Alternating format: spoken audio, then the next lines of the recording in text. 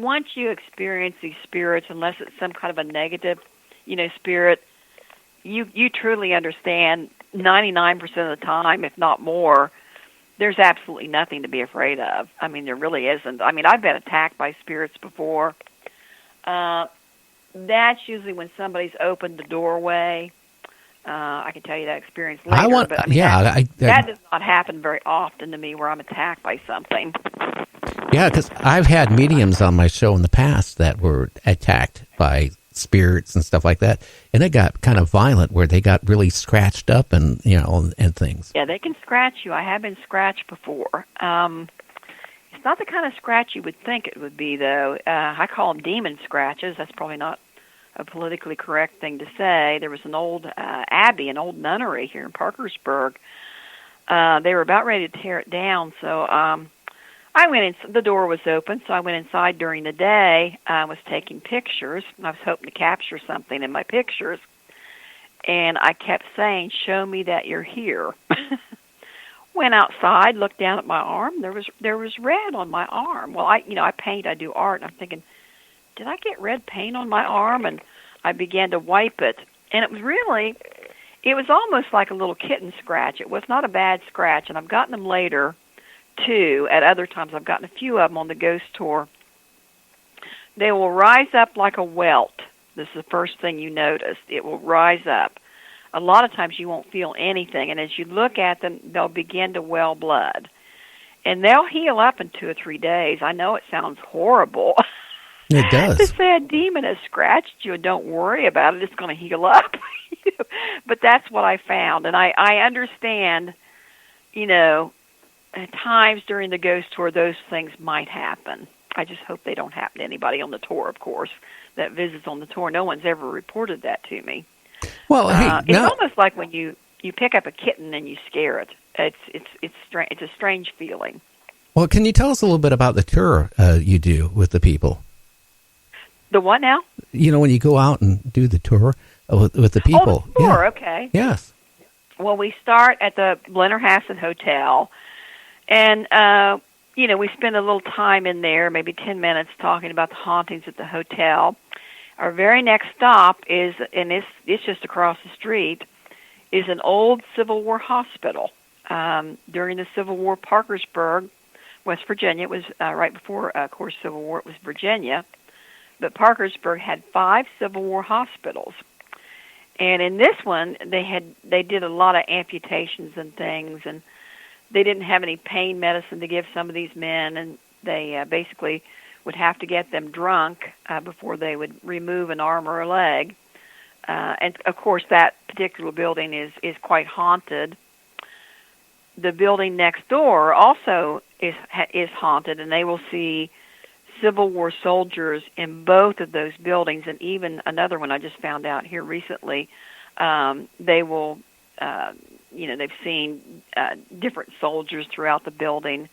So that's one of the stops, and then we go to an area called Quincy Hill, another Civil War hospital. It was a tent overflow city. There's some amazing stories about it. That particular area of Parkersburg was covered on the dead files, as a matter of fact. Interesting. There was even a Mothman sighting up on Quincy Hill back in 1987. Then we continue into the historical district, which we have gotten major, wonderful pictures of spirits and apparitions. And one of the first old houses we visit is the home of William N. Chancellor, the ghost at the Blennerhassett Hotel. And it was about 2 years ago, we got the most amazing ghost picture at his carriage house. As we're standing there, one of the guides is just kind of randomly taking pictures, and there's like a gate right beside of the carriage house.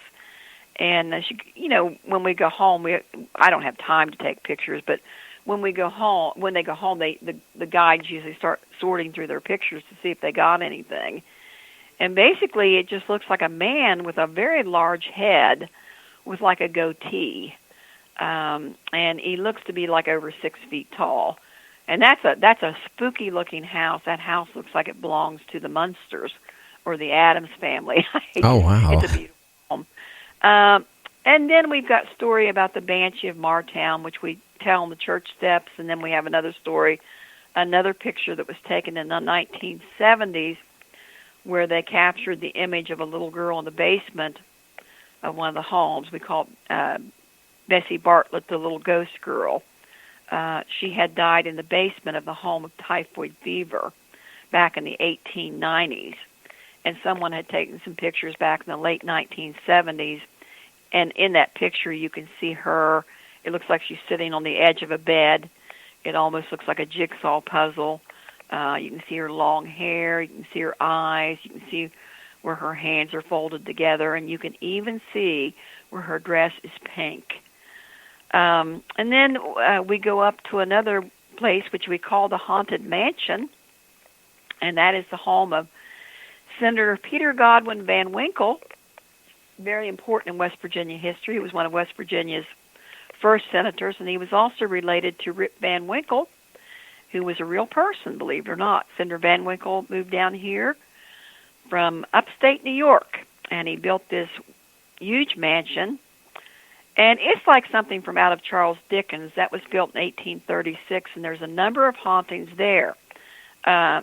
Senator Van Winkle was also very good friends with Edgar Allan Poe. And Edgar Allan Poe actually published some of the senator's works. Now, how the senator got to meet Edgar Allan Poe was, before West Virginia was a state, he was the president of the railroad, and his travels took him to Richmond, Virginia, where he befriended Edgar Allan Poe. And there's a number of spirits. I mean, my goodness, there's another famous spirit in there. It's a primary one of a man called Joseph H. Distabar, which was a French national an artist who did the West Virginia State Seal, who was very good friends with the senator, and it's his ghost that tends to appear the most. We're hoping to do a special event this year with the Van Winkle Mansion, or what we call the Haunted Palace. In 1960, President Kennedy walked up to the house as well as Riverview Cemetery because President Kennedy was an admirer of Van Winkle. He even mentions him in his book Profiles in Courage.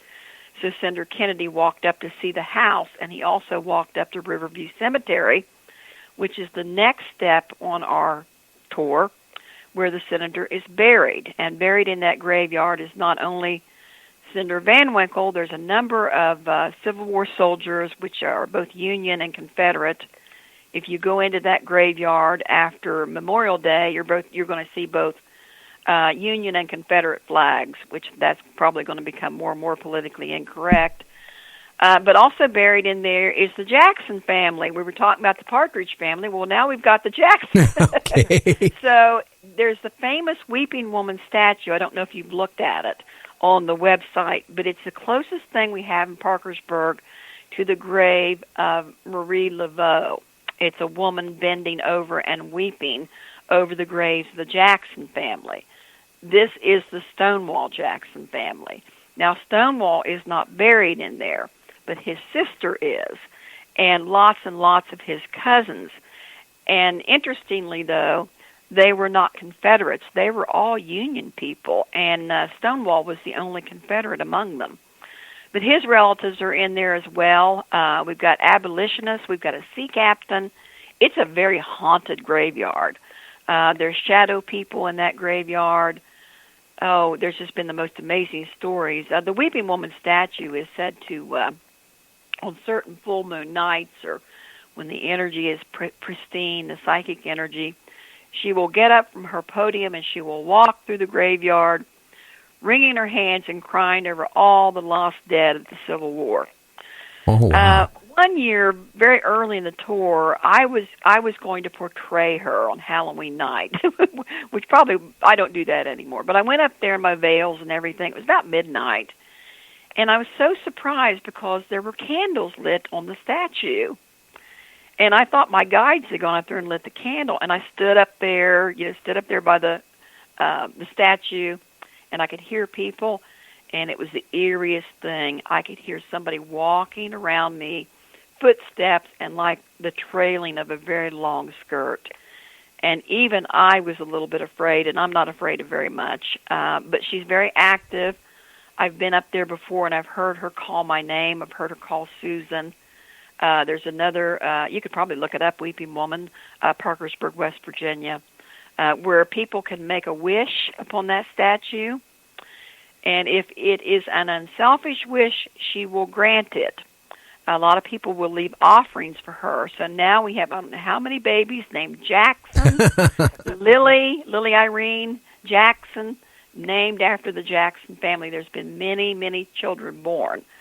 If the wish is going to be good for you, she's going to grant it. But she's probably not going to be, if you go up there and wish on some deadbeat guy that's not very good for you, she might not grant that one, though. But you got me interested in the shadow people. I mean, what's happening in the cemetery with the shadow people? Well, they have always had, that's down near the captain's grave. They have always seen these shadowy figures running between the tombstones. Shadow people are not thought to be ghosts of dead people.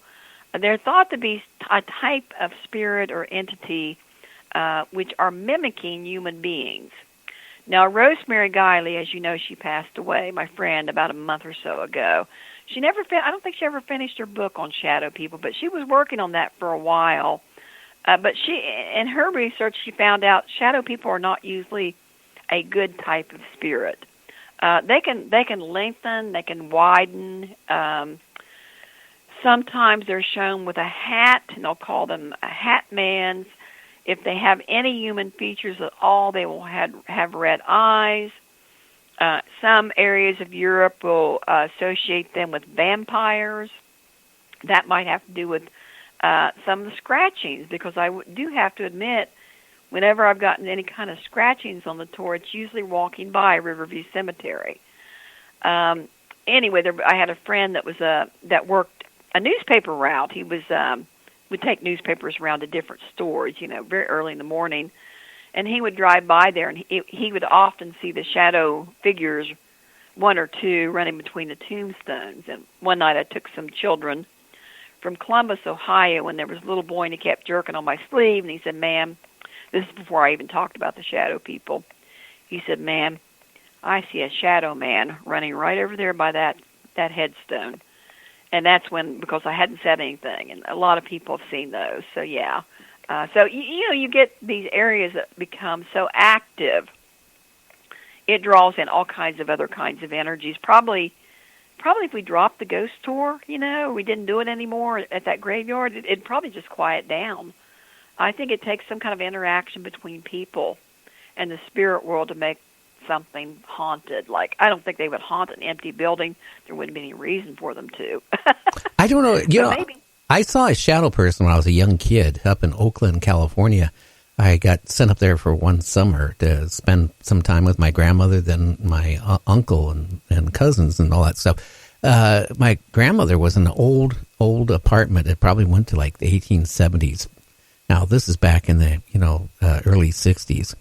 And I remember I was in a bedroom that had a glass door, and, it was really like an antique apartment. And it had a walk-in closet, and I remember going to bed, and there was a light on in the closet, a dim light. And there I was trying to get to sleep, and I just was looking at that light, and I saw a shadow come out of the closet, and it went all around the entire room, real slow, and then went right back into the closet. I tell you, that was the only night I stayed there. I got a hold of my uncle, got a hold of my parents. I said, I am not spending another night in that apartment. And I was young at that time. I think they don't have a good energy, and that's probably what you were sensing about them. Like I said, when Rosemary was doing her research, she didn't find that they were they're certainly not like an angel or anything. I get lots of calls, and children see them. Well, children are very pure, and children see them more so than anyone else. Usually, when someone has a child and they call, they might try at first to start lighting that area of the room or changing where the child sleeps, you know what I mean? Or maybe even using the prayer of St. Michael.